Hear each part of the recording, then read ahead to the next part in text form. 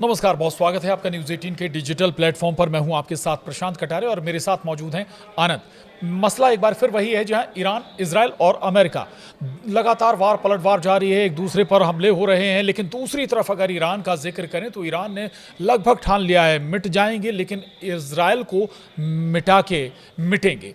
उसी का नतीजा है कि जो हाल फिलहाल में बेन गुरियन एयरपोर्ट को टारगेट किया गया इजराइल के, उससे नजर आता है कि ऐसा ना हो कि इजराइल का संपर्क बहुत सारे देशों से कट जाए। दूसरी तरफ अमेरिका का थार्ड जैसा डिफेंस सिस्टम तक अब लाचार नजर आ रहा है ईरान के हमले में, और लगातार हाइपरसोनिक जैसी मिसाइलों से ईरान हमला कर रहा है। उसके निशाने पर न केवल इजराइल है बल्कि तमाम वो खाड़ी देश भी हैं जहां पर अमेरिकी बेस बने हुए हैं। इस सारे देश एक साथ अगर हम कहें तो ईरान कई देशों से अकेला मोर्चा ले रहा है, लेकिन फिर भी इजराइल और अमेरिका ईरान पर पार नहीं पा रहे हैं। आनंद के पास सबसे पहले क्वेश्चन बेन गुरियन एयरपोर्ट को लेकर चलेंगे। आनंद, बेन गुरियन एयरपोर्ट जिस पर सीधा अटैक ईरान ने किया है, बेन गुरियन एयरपोर्ट की गंभीरता हम कैसे समझें? अगर वाकई ये निष्क्रिय हो जाता है तो फिर इजराइल के सामने बहुत बड़ा संकट खड़ा हो जाएगा। बिल्कुल, क्योंकि देखिए आप भी देख रहे हैं ईरान जो है कि लगातार इजराइल पर हमला बोल रहा है।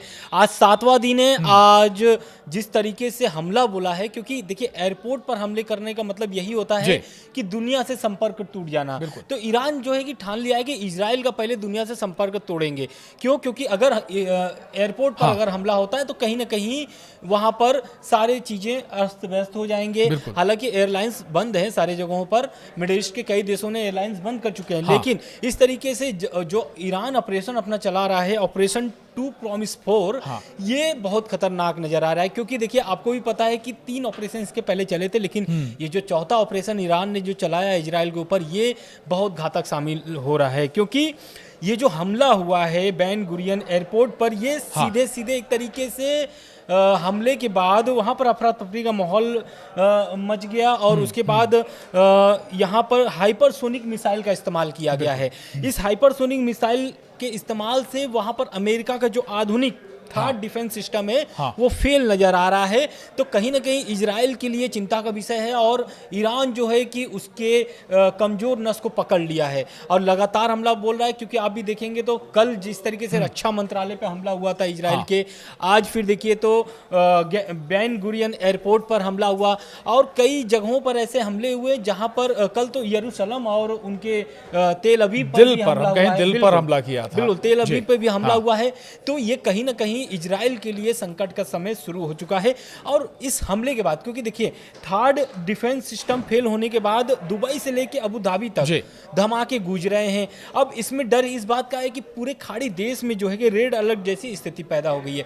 तो चिंता का विषय यह है कि क्या पूरा मिडिल ईस्ट इस युद्ध के चपेट में आ जाएगा। ऐसी संभावनाएं मतलब सामने नजर आ रही है, और ईरान जो है कि अपने हमले को रोक नहीं रहा है, लगातार हमला कर रहा है। चाहे अमेरिका के एयरबेस हो, चाहे फिर ईरान के इजराइल के प्रमुख शहरों पर लगातार हमला बोल रहा है। बिल्कुल, अंजाम जो भी हो, लेकिन कह दिया ना ईरान ने कि छेड़ दिया है आपने तो छोड़ेंगे नहीं। ठीक है, जो भी हो।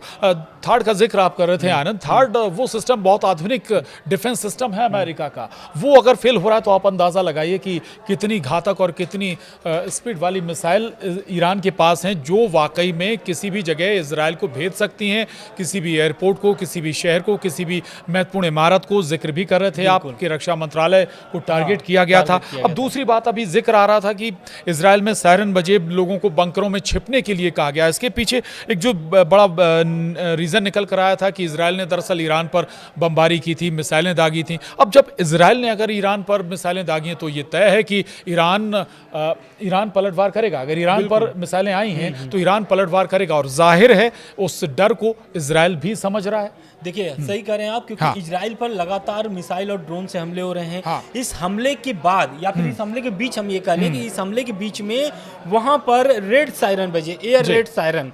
इस सायरन के बजने के बाद वहां पर जैसे कि मान लीजिए तेल अवीव हो गया, यरूशलेम हो गया, या फिर हम कह लें कि उनके रक्षा मंत्रालय होंगे, या फिर जिसका मैंने अभी जिक्र किया बेन गुरियन एयरपोर्ट, इन सभी जगहों पर लोग सुरक्षित जगहों पर भागने फिरने लगे। क्योंकि देखिए बंकर की तरफ भागते हुए लोग नजर आ रहे हैं वहां पर, और इसका स्पष्ट या फिर आंखों देखा हाल जो जो कि न्यूज़ 18 के वहाँ के पत्रकार पहुँचे हुए, न्यूज़ 18 के पत्रकार हैं रफीक अब्दुल, लगातार वहाँ पर रिपोर्टिंग कर रहे हैं। ग्राउंड रिपोर्टिंग से उनकी आंखों देखी की बात है कि वहाँ पर किस तरीके से ईरान मिसाइल हमला कर रहा है या फिर ड्रोन हमला कर रहा है इजराइल पर। तो इजराइल से ग्राउंड रिपोर्ट में सामने तो ये आया है कि कैमरे के सामने मिसाइल गिरा है वहाँ पर।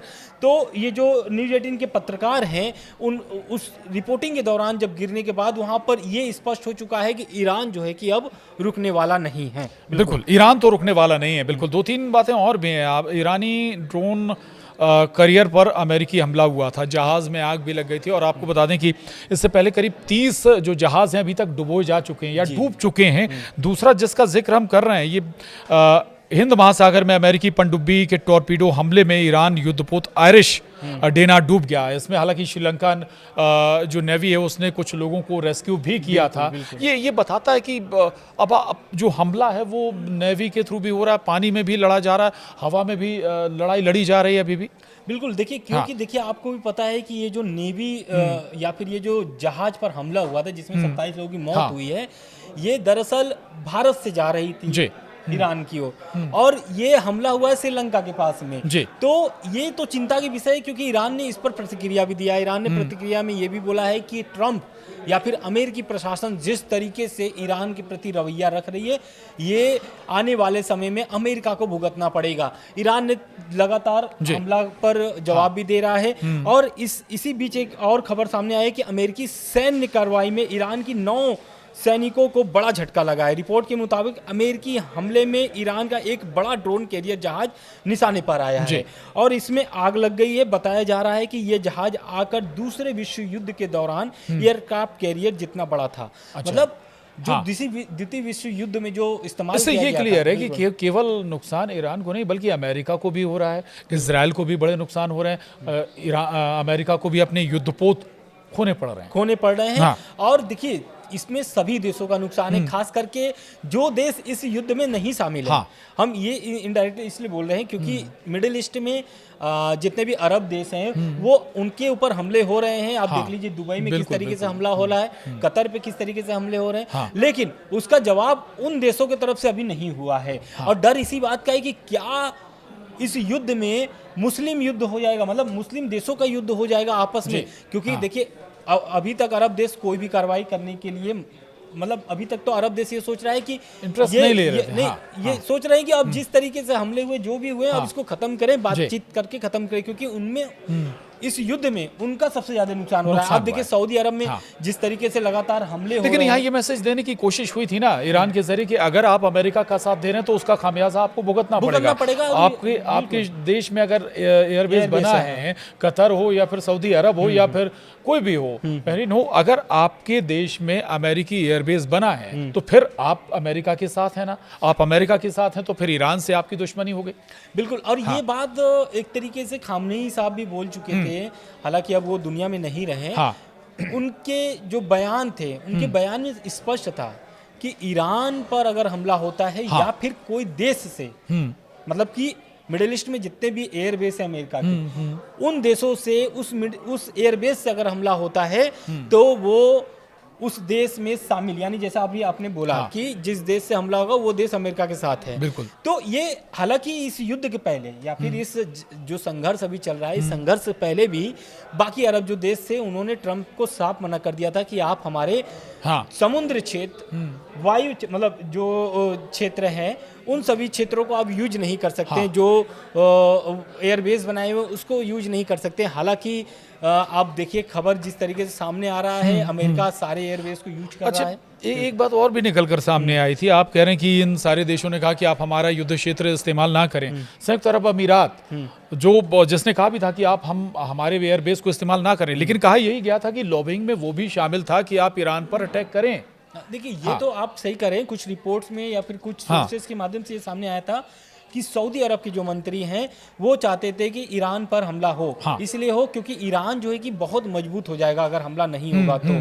प्रोटेस्ट जिस तरीके से चल रहे थे वो चाह रहे थे कि इस प्रोटेस्ट के आड़ में हाँ। वहाँ पर रिजिम चेंज हो जाए। हालांकि अभी रिजिम चेंज का जो सपना है, इजराइल हो या फिर अमेरिका हो, उनके अभी सपने पूरे नजर होते हुए नजर नहीं आ रहे हैं। हाँ। बिल्कुल बिल्कुल ABC कई प्लान हैं, अगर हाँ। कहें ईरान के पास बहुत सारे प्लान हैं, अगर एक प्लान फेल होता भी है तो। अच्छा, रमजान के बीच अल अक्सा बहुत बड़ी मस्जिद है, या कहें कि विश्व प्रसिद्ध मस्जिद है, वहां पर जुमे की नमाज रद्द की गई थी। इससे जो बिल्कुल क्योंकि देखिए अभी जिस तरीके से तनाव लगातार बढ़ते जा रहे हैं मिडिल ईस्ट में, अभी हमने आपको बताया कि यरूशलेम हो, तेल अवीव हो, या फिर आप ये देख लीजिए कि मतलब जितने भी मिडिल ईस्ट के या फिर इजराइल के जितने भी प्रमुख शहर हैं वहाँ पर हमले हो रहे हैं।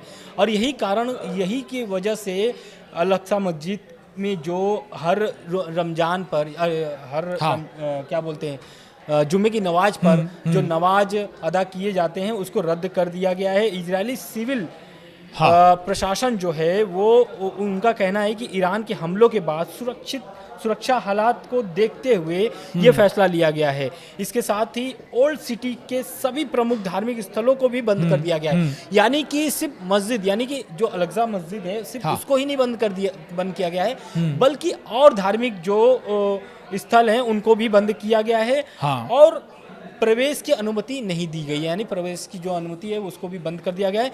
अगले फैसले तक, मतलब जो अगला आदेश तक यहाँ पर कोई भी गतिविधि या फिर कोई भी जमावड़ा नहीं होगा, ऐसा इजराइल प्रशासन का कहना है। ठीक, बिल्कुल। IRGC यानी ईरानी रिवॉल्यूशनरी गार्ड्स कॉर्प्स, IRGC जिसे हम कहते हैं, उसकी अब कमान अहमद वाहिदी के हाथ में चली गई। लेकिन थोड़ा सा ये ज़रूर अपने दर्शकों को बता दें कि IRGC सबसे स्ट्रॉन्ग, अगर हम कहें ईरान में सबसे स्ट्रॉन्ग एक मिलिट्री ग्रुप कहें जिसे, और दूसरा ये कि ये कहा जाता है उसकी तैयारी इस तरह से की गई है कि अगर लीडरशिप भले ही बदलती रहे, लीडरशिप रहे ना रहे, लेकिन उसके पास एक अपना पावर है कि कैसे देश की रक्षा करनी है, कैसे ऑपरेट करनी है। मिसाइल का अटैक पावर भी IRGC के पास है। अब नए व्यक्ति के, अहमद वाहिदी के हाथ में आई है, कैसे क्या इसका रिएक्शन होगा? देखिए आपको भी पता है कि IRGC जो था वो आयतुल्ला अली खामनेई के नेतृत्व में चलता था। और आज से नहीं, जब से खुमैनी साहब थे या फिर खुमैनी साहब के बाद जब राष्ट्रपति बने थे आयतुल्ला अली खामनेई, उसके बाद से लेकर के अब तक 79 के बाद से अगर हम बात करें, तब से लेकर अब तक देश की रक्षा की जिम्मेदारी IRGC के हाथ में। वो मारे नहीं गए थे तब तक उनके ही नेतृत्व में IRGC चल रहा था। और उनके मरने के बाद खबरें सामने ये आई कि जो उनके सलाहकार हैं अली लारिजानी, उनके नेतृत्व में चल रहा था। लेकिन अब इजराइल ने इसको स्पष्ट कर दिया है और एक तरीके से इसका कमान जो है अब अहमद वाहिदी के पास चला गया है। ईरान ने क्लियर कर दिया। ईरान ने क्लियर कर दिया है। और इस IRGC का नेतृत्व है कि अब अहमद वाहिदी ही करेंगे। अब देखना महत्वपूर्ण ये होगा क्योंकि अभी संकट की घड़ी है ईरान के लिए, और ईरान अब ये नहीं चाहता, क्योंकि ये जो अहमद वाहिदी हैं ये भी बहुत बड़े पद पर रह चुके हैं और इस समय इनको ये जो कमान दिया गया है, क्योंकि आपको भी पता है कि ईरान अभी किस परिस्थिति में गुजर रहा है।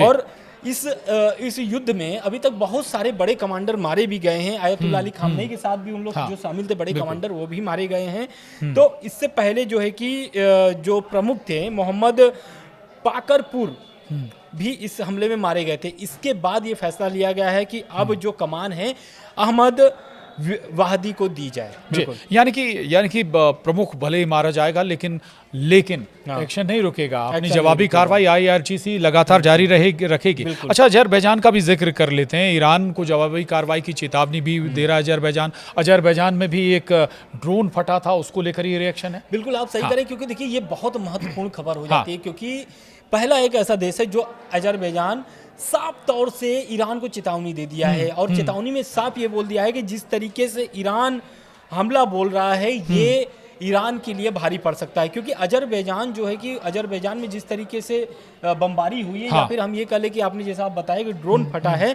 तो इस पर ईरान ने अब जवाब दे दिया है। ईरान ने आरोप जो लगा हुआ था उस पर ईरान ने साफ जवाब दिया है और ईरान ने बोल दिया है कि ये जो अजरबैजान या फिर तेल ठिकानों पर जो हमला हुआ है वो ईरान की तरफ से नहीं किया गया है।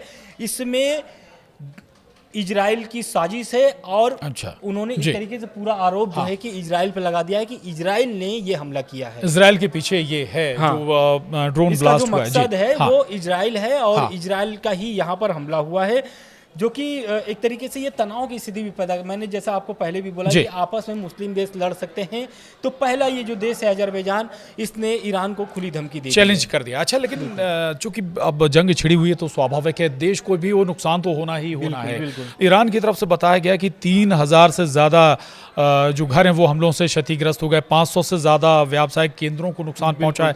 लगातार चाहे बाजार हों, बहुत बड़े स्तर पर नुकसान इस युद्ध से अभी तक हो चुका है। बिल्कुल, बहुत ज़्यादा इसमें प्रभावित हुआ है। ईरान को तो काफ़ी नुकसान हुआ है इस मामले में, क्योंकि देखिए ईरान में आज से नहीं, पहले तो एक तरीके से प्रतिबंध लगा हुआ है काफ़ी दिनों से, उससे ही लोग त्रस्त हैं, आर्थिक स्थिति बिगड़ी हुई है सभी की। अब इस युद्ध में जो एक तरीके से झेलना पड़ रहा है ईरानी जनता को, उसमें 3000 से ज़्यादा घर क्षतिग्रस्त हुए हैं, करीब 500 व्यवसायिक केंद्र नुकसान हुए हैं, 14 मेडिकल केंद्र जो है वो भी तबाह कर दिए गए हैं। तेहरान का बाजार हो या फिर मोहराब एयरपोर्ट हो या फिर आज़ादी बोले स्टेडियम हो, तो इन जितने भी प्रमुख जंग है, ईरान के ठीक जितने है, जंग चल रही है आनंद, लेकिन सवाल ये कि कम से कम सिविलियंस को आपको छोड़ना चाहिए, बचना चाहिए, आपको हॉस्पिटल्स को छोड़ना चाहिए। जो एक खबर भी आई थी, आपको एजुकेशन इंस्टीट्यूशंस को छोड़ना चाहिए थी। जो एक खबर आई थी कि कितनी बच्चियों पर वहाँ पढ़ाई कर रही थी, वहाँ पर अटैक हुआ था इजराइल का। 165 इसमें बच्चियों की मौत हुई थी और इसको लेकर के ईरान यूएन भी गया था, संयुक्त राष्ट्र में जाकर के इस पर एक तरीके से कार्रवाई की मांग भी की थी कि ईरान पर जिस तरीके से हमला हुआ, पहला ही ये पहला दिन था जब हमला हुआ था, और इस हमले में वो जो स्कूल थे उसमें 165 से अधिक जो करीब लगभग 165 के करीब में बच्चियों की मौत हुई थी। इस मौत के बाद ईरान के जो प्रवक्ता थे, वो विदेश मंत्रालय के जो प्रवक्ता थे, वो जा करके खूब गरजे भी थे और गुस्सा भी जताया था इजराइल और अमेरिका पर, और यूएन से रिक्वेस्ट भी किया था कि ये जो हमला हो रहा है इसको रोका जाए, और इजराइल जो है और अमेरिका जो है ये जिस तरीके से सैन्य कार्रवाई करना चाहिए, मतलब सैन्य ठिकानों पे हमला करना चाहिए, लेकिन ये जो है कि अस्पताल हो या फिर इनसे कम से कम गिनवाया है कि अस्पताल हो, बाजार हो, स्कूल हो, इन सभी पर हमला नहीं करना चाहिए। उन्होंने एक तरीके से रिक्वेस्ट किया था यूएन में जाकर के, और इस पर अभी कोई कार्रवाई आगे नहीं हुआ कि क्या यूएन फैसला लेता है। बिल्कुल, हालांकि जिस तरीके से अपडेट आ रही है, हम लोग लगातार आपको अपडेट पहुंचाते रहे हैं। बिल्कुल बिल्कुल। हालांकि आनंद, एक बात बिल्कुल साफ है कि किसी भी सूरत में भाई कितनी भी हमले इजराइल या अमेरिका के जरिए किए जाएं, लेकिन जवाब ज़रूर पूरी तरह से उसी अंदाज में मिल रहा है, हाइपरसोनिक मिसाइलों से मिल रहा है, और कई जगह तो जो थर्ड का जिक्र इससे पहले भी हमने किया था वो भी फेल होता हुआ नज़र आ रहा है। यानी अभी जंग किसी भी सूरत में रुकती हुई नज़र नहीं आ रही है। अमेरिका भी इस बात को अज़्यूम कर रहा है, समझ रहा है कि ईरान से निपटना इतना आसान नहीं है, वेनेजुएला नहीं है, ईरान इराक जैसी स्थिति नहीं है, कई और दूसरे देशों पर अभी तक अमेरिका ने हमला किया, लेकिन ईरान उन सबसे अलग है, उन सबसे जुदा है, और यही नुकसान भी यहाँ पर इजराइल और अमेरिका को उठाना भी पड़ रहा है। ईरान और माफ़ कीजिएगा, इजराइल और अमेरिका का भी बहुत बड़े पैमाने पर इस युद्ध में बहुत कुछ दांव पर लगा हुआ है। लगातार अपडेट हम आपको देते रहेंगे आगे भी अपने इस वीडियो में, लेकिन फिलहाल आज के लिए इतना ही। नमस्कार।